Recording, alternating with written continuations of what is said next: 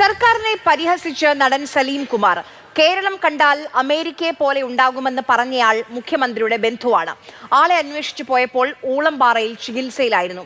കേരളം വ്യവസായ സൗഹൃദമാണെന്ന് പറഞ്ഞയാളെയും അവിടെ കണ്ടു. പറവൂർ തെരഞ്ഞെടുപ്പ് കൺവെൻഷനിൽ നടത്തിയ പ്രസംഗത്തിനിടെയാണ് സലീം കുമാറിന്റെ ഈ വിമർശനം. ഞാൻ ഒരു 5-6 മാസം മുമ്പ് ഒരു മുഖ്യമന്ത്രിയുടെ വാർത്താ സമ്മേളനം കണ്ടു. സുഹൃത്തിന്റെ മകൻ അമേരിക്കയിൽ നിന്ന് വന്നു. കേരളം കണ്ടപ്പോ പയ്യൻ പറഞ്ഞു, കേരളം ഇത് എന്തൊരു മാറ്റമാണ്, അമേരിക്ക പോലും തോറ്റുപോകുമെന്ന് പറഞ്ഞു. അപ്പൊ എനിക്ക് സംശയം, ഈ പയ്യൻ ആരായിരിക്കും, എവിടെ ഉണ്ടാവും പയ്യൻ? അങ്ങനെ ഞാൻ ഈ പയ്യൻ അന്വേഷിച്ചിരുന്നു.